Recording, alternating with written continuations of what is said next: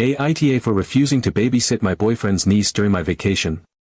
I came to his place and he decided that I would be his personal babysitter while he went to play football with his friends. My name is Rachel, I'm 29 years old, and I've been dating my boyfriend, Jason, who's 31, for just under 2 years now. He's generally a great guy, smart, funny, dependable, and we've managed to keep things going even though he's been away for a few months on a long-term work trip. He's working on a project in another city about 5 hours from where I live, and while I miss him, I understood it was a good career opportunity. We planned for me to come visit him for a week and a half since I had some time off work. I was really looking forward to it, not just because I miss him, but because we had been talking about doing some specific things together while I was in town. There's this historical city tour I've always wanted to go on, and we had a conversation about it months ago where he told me, sure, when you come visit, we'll do it on my day off, make a whole thing out of it. I was holding on to that idea like it was the golden carrot. It was our one chance to reconnect in person and actually spend quality time, just the two of us. I arrived this past Saturday. The flight wasn't awful, but I was tired and excited to see him. When I got to his place, he looked awful, sick, pale, clearly not doing great. He said he'd caught a bug at work. I didn't mind at all. I told him to go lie down, and I spent Saturday cleaning his apartment, which was honestly a bit of a mess, picking up groceries, organizing some of the clutter in the kitchen and living room, and basically doing the things you do when you want to take care of someone you love. I didn't expect to go out or do anything big that day because I understood he needed rest. Sunday rolled around and I figured it would be another quiet day inside, but to my surprise, he suddenly announced he felt a lot better and wanted to go play football with some coworkers and local friends. I was kind of caught off guard. He had been curled up under a blanket the day before like he was dying, and now he's got cleats in his hand and is heading out the door like he's at 100%. But again, I didn't push back. I watched him play for the first hour, smiled when he waved over at me, and then went for a walk around the city and treated myself to a drop-in pedicure. I wasn't going to spend another entire day just sitting around waiting for him, and he didn't seem to mind. Fast forward to Monday morning. I was still getting ready for the day when he texted me from work, and that's when things took a sharp turn. His message read, "My niece is coming to stay Saturday and Sunday. I'm bringing her to football and you have to watch her, so no walking the city for you." Just like that. No context, no discussion, just a flat announcement like I was the hired help. I just stood there, rereading the message over and over again. At first, I thought it had to be a joke. But then I realized he was being completely serious. And the more I thought about it, the angrier I got. Let me be very clear, I am on vacation. I took time off from my job, paid for a flight, and spent time planning this trip. At no point was I told that I would be expected to babysit anyone, let alone for an entire weekend.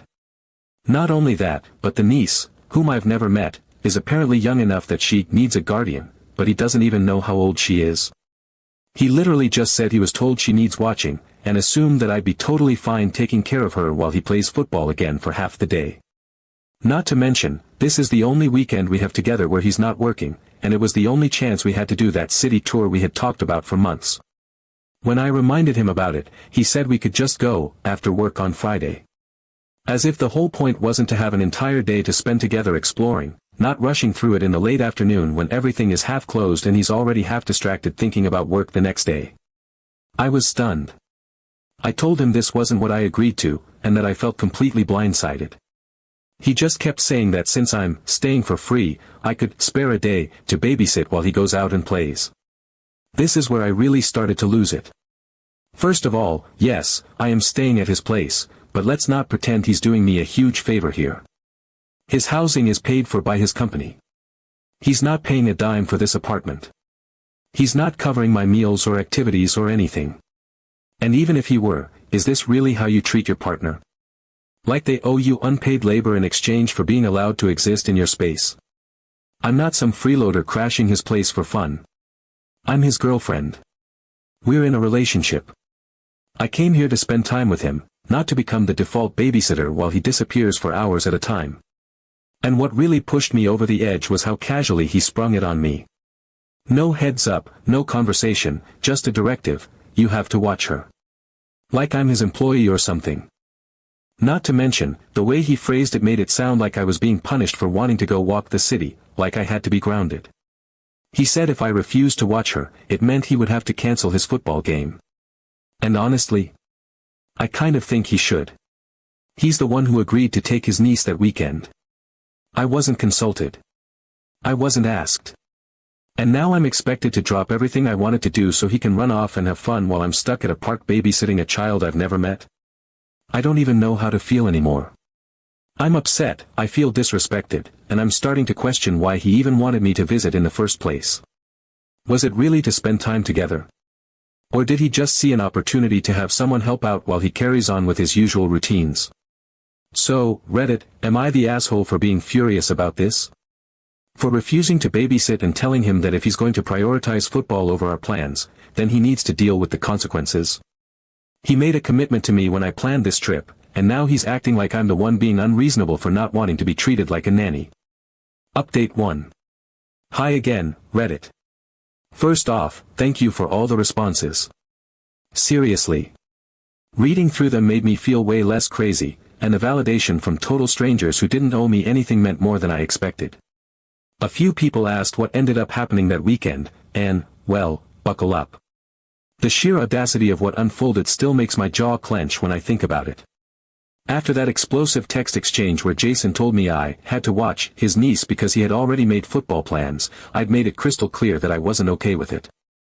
I told him I wasn't comfortable babysitting, that this was my vacation, and that I felt disrespected by how he dumped it on me with no warning or conversation. He read my messages and didn't respond for the rest of that night. I went to bed fuming, unsure whether I'd wake up to an apology or just more avoidance. Spoiler alert, it was the latter. Saturday morning came and I was still sitting in his apartment, debating whether I should cut my trip short entirely or try to salvage the last few days in some meaningful way. I hadn't heard anything from him that morning, no message, no apology, not even a heads up about his plans. Then there was a knock at the door. I wasn't expecting anyone, but when I opened it, it was his sister standing there, smiling like we were old friends. She had her daughter with her, a little girl, probably around 7 years old, dressed in a soccer hoodie and holding a little pink backpack. Without skipping a beat, his sister chirped, "Thanks again, Rachel. Jason said you were happy to help."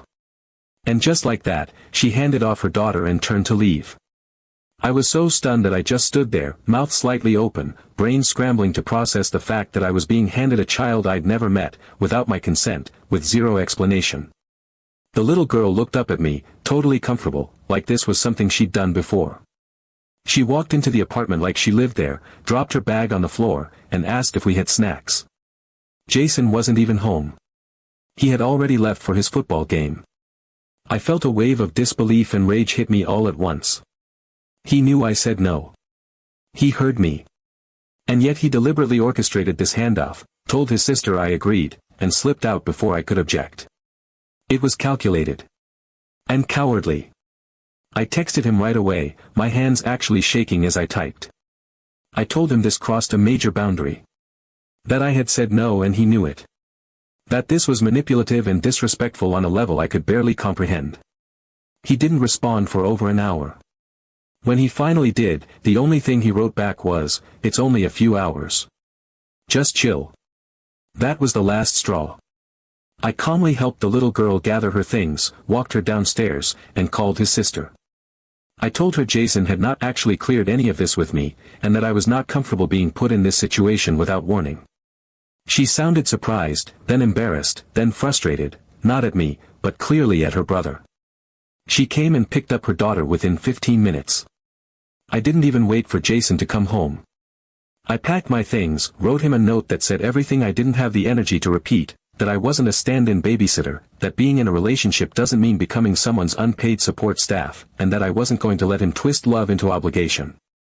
I told him I came there to spend time with him, not to be taken advantage of. I also mentioned that the way he tried to gaslight me into thinking this was normal, or expected, was absolutely not okay. I left the note on the kitchen counter, called a rideshare, and booked myself into a boutique hotel downtown. That night, I walked to the tour we were supposed to do together. It was colder than I expected, so I bought a scarf from a little vendor on the corner and a hot drink from a food truck near the entrance. The tour was beautiful.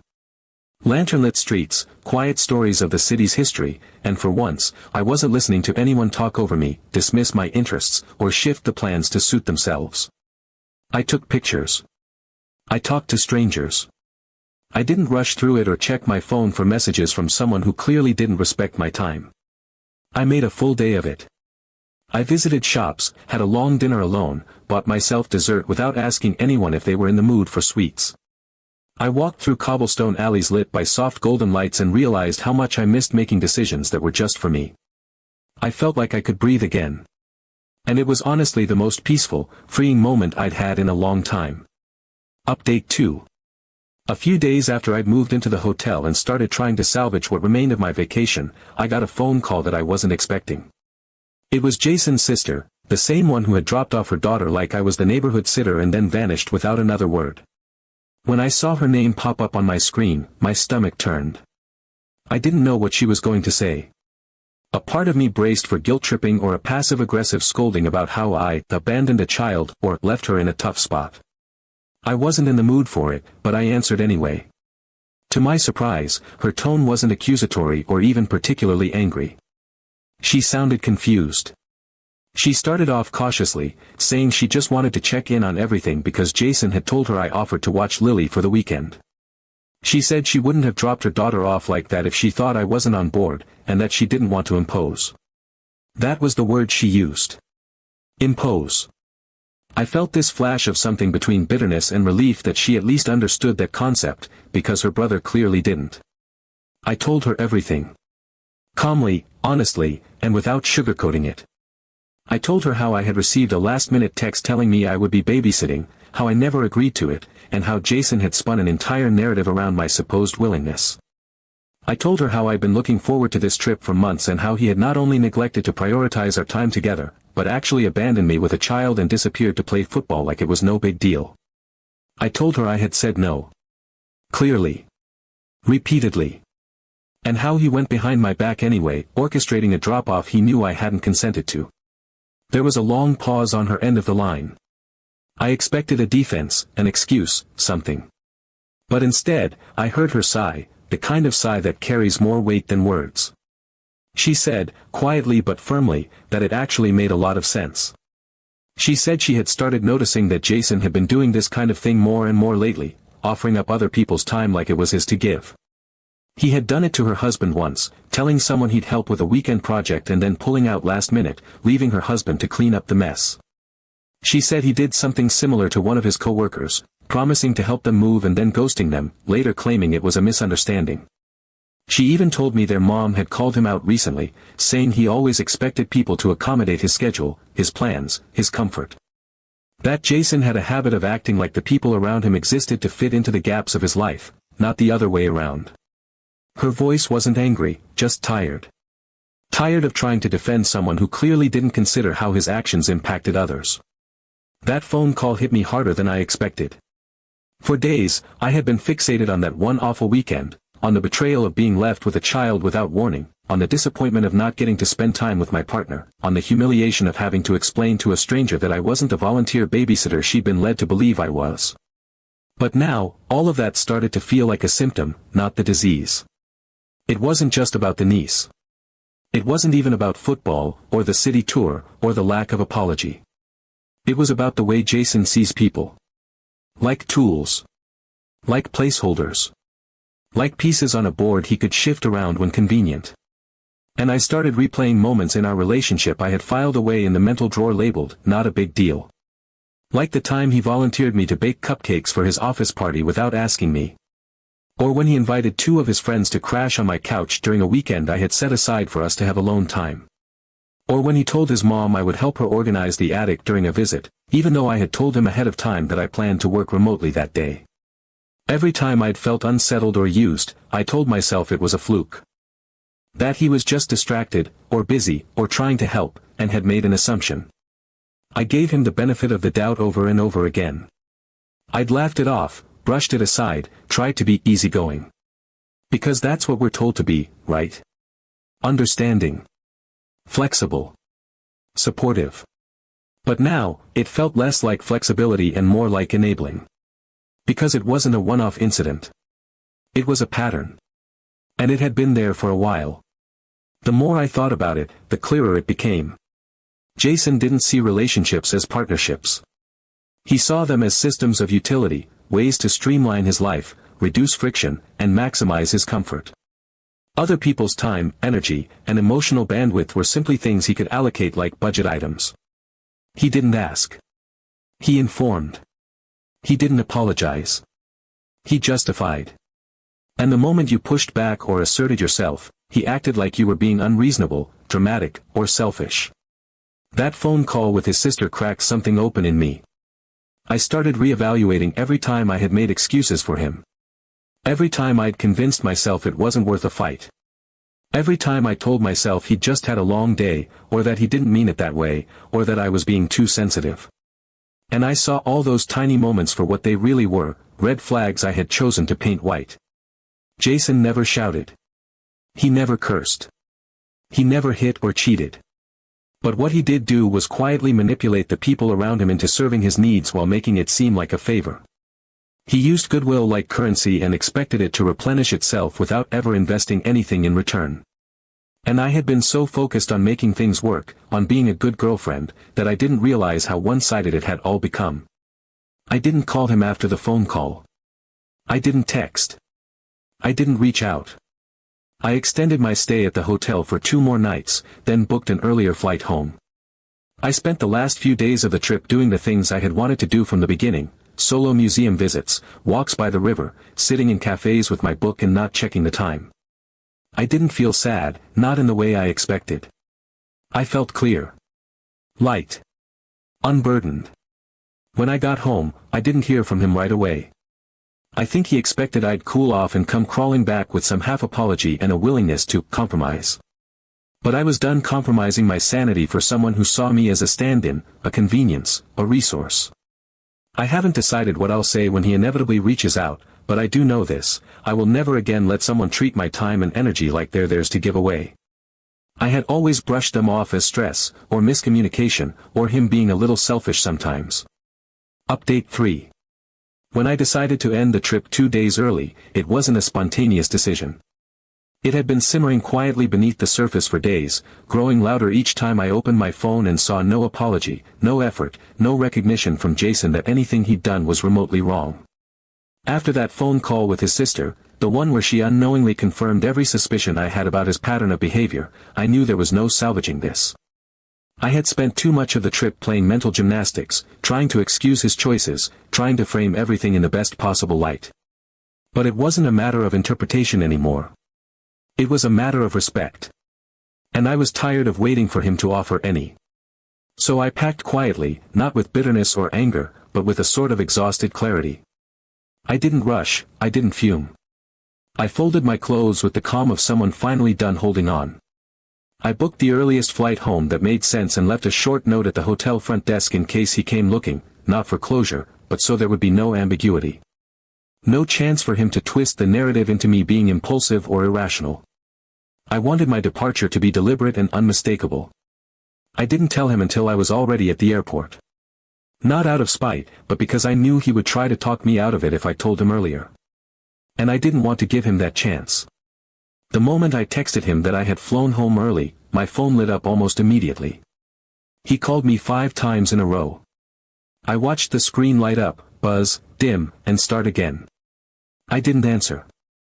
I didn't need to hear him trying to spin this in real time. I already knew how it would go: denial, defensiveness, the guilt-laced tone he always used when trying to paint himself as the misunderstood one. Then the text started. First, a seemingly innocent, "Can we talk?" followed by, "You're overreacting." That one made me roll my eyes. As if calmly leaving after being ambushed into childcare duties was an extreme reaction. He followed that with, "I can't believe you'd leave like this." And then finally, the one that ended it all, "You're being dramatic. If you loved me, you'd want to help out with my family." That was the moment I blocked his number. Not out of rage, but because that message told me everything I needed to know. In his eyes, love meant being available. Love meant obedience. Love meant silence. Love meant giving up your time and your plans and your peace to make his life easier. Love, to him, was something transactional. It had nothing to do with mutual care, or agency, or the messy, beautiful balance of two people trying to support one another without losing themselves. Love, for Jason, meant being used without question. No. Love isn't about being used. Blocking him didn't feel like slamming a door. It felt like unhooking a weight. Like releasing myself from a contract I never signed but kept getting billed for. There was no closure call, no dramatic confrontation, no final tears. Just silence. And in that silence, something started to shift. Since getting back, I've felt more like myself than I have in months. It's subtle, the way you start to feel the outlines of who you are again when no one is trying to bend them into shapes that better serve them. I reconnected with friends I didn't realize I'd been drifting from. People I used to laugh with easily, text on weekends, make spontaneous plans with. During the relationship, I hadn't been told to cut anyone off, nothing that blatant, but I had slowly started to withdraw. To prioritize his moods, his schedule, his preferences. Without realizing it, I had shrunk my world to accommodate him. And now, little by little, I'm expanding it again. I signed up for a weekend retreat at a state park I'd always wanted to visit. A mix of hiking, journaling, and disconnecting from devices, the kind of trip Jason would have complained about because it didn't involve sports or nightlife or watching something loud on a screen. I went alone, without needing to explain or justify it. I breathed fresh air. I woke up without a to-do list that revolved around someone else's wants. And it was enough. More than enough. I even booked another trip. Short, sweet, and entirely on my terms. A coastal town a few hours away, small art galleries, quiet bookstores, and an inn that serves homemade cinnamon rolls every morning. I'm going in 2 weeks. Just me. I don't have to check with anyone. I don't have to ask if it fits into their schedule. I don't have to feel guilty for wanting something that's mine. Jason was never a monster. That's what makes this harder to explain to people who only saw us from the outside. He didn't yell. He didn't cheat. He didn't raise red flags that were visible from space. But he chipped away at me, not through cruelty, but through entitlement. Through assumptions. Through the quiet belief that my time, my energy, my plans existed to orbit his. And when I stepped out of that orbit, even for a second, he called it drama. He called it abandonment. He called it unloving. I'm not angry. I'm not hurt in the way I expected to be. I'm not going to sit here and say he ruined me, or that I wish I'd never met him. What I do wish is that I had listened to myself sooner. That I had trusted those early flickers of discomfort instead of snuffing them out with excuses. That I had understood that boundaries aren't ultimatums, they're declarations of self-worth. So thank you again, Reddit. For the validation. For the tough love. For being the mirror I needed to see things clearly. I'm not bitter. I'm not broken. I'm not wasting time trying to rewrite the past or salvage something that was always conditional. I'm just finally choosing myself.